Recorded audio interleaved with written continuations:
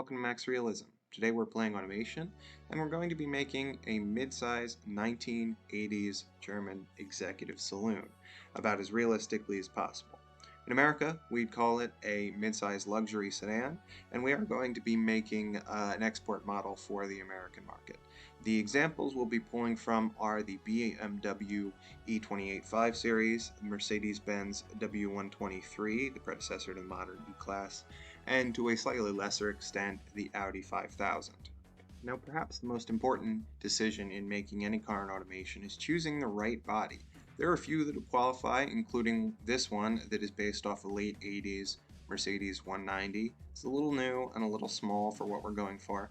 And another one that's based off of a 60s BMW, which is old and small for what we're going for. So we're going to go with this body, which is just about right in between all the models in terms of wheelbase and about the same length as the Mercedes and the BMW. Engineering is fairly simple. Steel chassis, steel body. And engine placement is going to be front longitudinal. This is why I said less so based on an Audi, because Audis and Volkswagens had transverse engines, a lot of 5 cylinders. This is going to be a 6-cylinder longitudinal design like a BMW or a Mercedes. Front suspension is McPherson strut, not double wishbone, and rear suspension is going to be semi-trailing arm. Well, some small BMWs and Mercedes had 4-cylinder engines, and the large Mercedes S-classes often had V8s. The bread and butter of German imports in the 80s was the straight 6. We're going to go with a fairly small one and not a large, ultra-high performance one. So this is going to be 2.6 liters out of a family capacity of 3 liters. And it's going to be a common, but I thought somewhat unique and maybe a little pointless configuration of a dual overhead cam, but only 2 valves per cylinder. Another common yet interesting configuration was to have a cast iron block, but with aluminum heads. This isn't good for reliability and automation, but who cares? So we set the displacement to 2.6 liters, going to be over bore stroke, then put in some filler specs for the internals, and then we move on to fuel injection. Now these cars had what is called Bosch Jetronic K, which is technically analog electronic injection. It's not quite mechanical, not quite digital electronic, and not quite throttle body nor a multi-point injection. So it doesn't really match everything in here, but the closest is multi-point injection, and we need 140 horsepower and good gas mileage, so that's what we're going to go with. So we just put on a fairly quiet and non-polluting exhaust, and then run back through everything to make some final adjustments, and we've produced our 140 horsepower, 150 foot-pound of torque, efficient 6-cylinder engine. Now, inline 6s are never too impressive, but let's see how she sounds.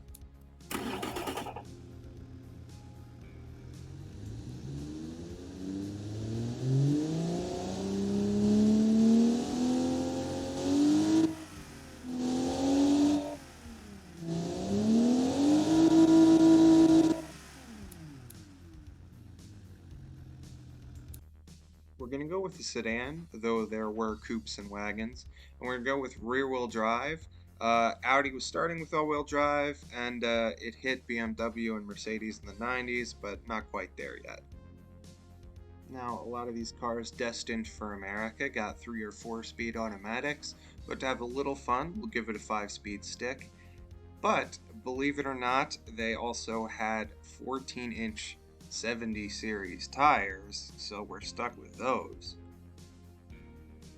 We'll give it decently sized 4-wheel disc brakes and a premium interior that I would assume to be of a high quality imitation leather vinyl, and then a good quality cassette player. They didn't quite have the stereo engineering that GM was doing at this time, but it was of course still decent. We'll give it an advanced 80s safety system, which I interpret to mean at least a driver's side airbag, if not a passenger side. Mercedes was starting to have that, though do not believe them when they say they had the first cars with production airbags. They are lying. Look up ACRS and find out for yourself. Now when it comes to the finer tuning, rather than bore you, I'll just sort of power through it. When it comes to brakes, you just leave the pad strength somewhere between 30 and 50, sort of a little in favor of comfort, but still a little bite. And then proportion the rear to front brakes to whatever results in the optimal distance. If fade becomes a major problem, up the pad strength and maybe choose ventilated discs. As for suspension tuning, this car might be sporty, but it is not a sports car, so you should tune the camber and the sway bars such that the drivability point is on the border of oversteer and the sportiness point is on the border of understeer to get a sort of optimal balance. And then the spring rates and damper rates should fall more or less in between drivability and comfort. If all else fails, just adjust things until you get the top scores in the most appropriate two categories, in this case, family sport and family premium. And finally, we must tune the transmission. This is a balancing act between wheel spin, top speed, acceleration, and fuel economy. In this case, we're always going to have a little wheel spin because of how small the tires are, but otherwise we're going to aim for realism. In this case, I've taken stats from automobile-catalog.com, and as you can see, we're pretty much on the money, between 9 and 10 seconds, 0 to 60, and low to mid 20s in miles per gallon combined. Right on. You've never seen anything like this before. First things first, we got to pick the color. These cars usually came in fairly subtle ones if they weren't sports models. Black, white, or some type of silver. BMW trended towards ice blue, which is what we go with, and Mercedes would often trend towards gold.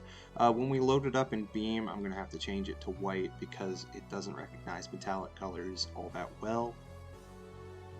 Now, rather than leave you here forever, I'm just going to be focusing on a few points of interest for design, such as this. You can change the roof line or the windows of a car and really drastically alter the character of lines. I'm using a mod here, and I'm going to try to link all the mods that I'm using in the description. Nothing too wild going on at the front, just some headlights overlaid over grille, very BMW-ish, but then a Mercedes-ish prominent grille with bumper bars to give character. And then, as you note, there's a license plate bracket meant for a European size plate, but then with an American plate just slapped on. That was pretty par the course at the time. Now here's a great fixture to use for a generic turn signal, and you can shape around it using other fixtures including bumper bars. And then this works pretty well for fog light. Now here's something you don't see very often on a modern car, a metal sunroof. Technically, if it's glass, it is a moonroof. But either way, it's an interesting way to set apart a car and emphasize its age. Now often these bodies will have trunk lines that don't quite match with your vision. In this case, I'm using smart fixtures to cover them up, making a recessed hole that would fit a European plate, but I'm still putting an American plate in it. You can use the depth fixture of still a fixture mounted in 2D to make it have a firmer angle than it normally would, and then you can place a license plate in 3D to make it appear flat against an angled surface. Imported cars at the time would usually have pretty big taillights and would usually have amber turn signals, unlike an American car. In this case, it's going to be colored a little more like a BMW signal, but I'm going to be putting in fluting like a Mercedes. They ostensibly claim that it helped dispense with snow and rain. Not sure about that, but in any case, I'm using the same feature I'm using to make the base light, and then extending it outward to give it depth. When it comes to fixtures that are this visually dependent on size, I'd recommend using the advanced editor to set them all to be exactly the same dimension. This especially applies towards any lettering on the car. I almost never use a default size lettering because it is invariably too big and looks pretty cheesy and unrealistic. So as you can see, I've named the car. I didn't go with an acronym like BMW or Latin like Audi, and while I considered a German girl's name like Hildegard instead of Mercedes, I ended up going with a Falco reference, Commissar. I just needed to make sure to spell it right, and of course, who could forget the underlining? And just a small trick there is to make sure that letters line up on opposite sides, is to mirror them even if they aren't the same letter. Line something up and then get rid of the mirroring. And as I said, this is going to be a US market model, so it does need powerful bumpers. Rather than fully make manual ones, I'm going to do the cheap thing and put bumper guards on. Alright, so we finally move on to the last, but certainly not the least part of design, the interior. I want to give a big hand to the devs for finally including a clear glass slider. It makes it a lot easier than interiors used to be. I also want to highlight that most of this is courtesy of Max Bomb's 80s interior mod on Steam. I highly recommend it. Insofar as my advice for interiors, there's really nothing much I can tell you other than take your time and add as much detail as you can be bothered to do. Really, all the little details are what makes it more convincing. And having an interior in the first place is a detail unto itself. You don't really need to do it, but it does really make a big difference in the photos and the immersion therein. Some of the details I'm doing in particular for this is to have a manual shifter on the console, AC vents at the back, separate door panels for the sets of doors, and using the fixtures for power antennas as door locks. And then I add manual AC, a sort of analog gauge cluster, a decent radio from the era with a cassette deck, and I use what I guess it kind of looks like a calculator, but these cars were starting to have pretty primitive trip computers, things that would calculate miles per gallon and elapsed distance and things like that. So I put that in the dash to kind of fill the space up. Some of the parts that perhaps weren't so convincing is that I used a door handle fixture to kind of try and represent cranks. A lot of these cars actually have manual windows still, so I put those on each door. And a peculiarity that we would really frown out now is to have a manual sunroof. So I put in a crank for the manual sunroof as well. That, and I use the same fixture as the fog light to represent a dome light. So in the end, we produced a fairly accurate car, about the right weight, about the right size, about the right power and fuel economy. The only thing is that it actually ended up a little too cheap, so if you wanted to be accurate in that, you could slap on some useless quality sliders to simulate Mercedes in the 80s. You know, they were very high quality cars, but sometimes they were high quality in a way that didn't actually make them better. So let's get things moving now with our first Motor Week road test. So let's bring it to the most iconic 1980s video game location for a little test drive. I think it looks very good in Beam. Definitely better than a lot of cars from Automation, no visual glitches. It's not the world's most pleasant sound, inline sixes never are, and a lot of tire squealing around the corners, but that said, it does handle fairly well. Stops, and you know, once you manage the corners, they're pretty decent. A little pep, mostly higher in the rev range. You got to really push it. And you know, I'm using an automatic shift mode instead of manual. I'm only using a controller instead of a wheel, so if that has anything to do with it. But if you can figure out whose steps we're retracing here, feel free to shout it out in the comments. But let's give it a slightly tougher test, eh? So, I did discover that if you use a hood cam, it is a lot easier to make the loop-de-loop. I wonder if, in light of more and more people using interiors, they'll let us have a true interior cam in Beam. But nonetheless, made it a pretty easy job around the loop. And if I tried, I probably could have gotten it through the tube. And besides that, we're just going to line this up for head-on crash. If you guys have any ideas for more tests that we can do, interesting things to do with cars, I have some ideas for off-road vehicles, but not a lot for on-road ones like this. That and any ideas you have for the channel in general, vehicles, changes to make, etc. Now we're going to put this around the Endurodrome here. This is also a mod.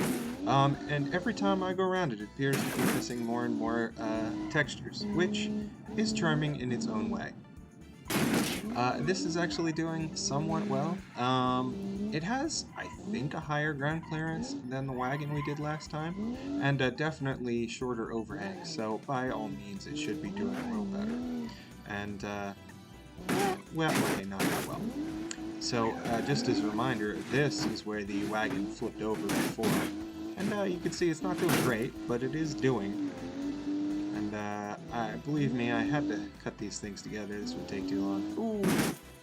Bouncing around. Lots of mud. And here is where it's reached a fatal flaw. Something knocked the right front wheel clear off, so it couldn't make it. Well, it seems like it's time to throw it around the track. We're using the automation hold circuit, and I'll give you a little more interesting music. I just hope I don't get a copyright strike.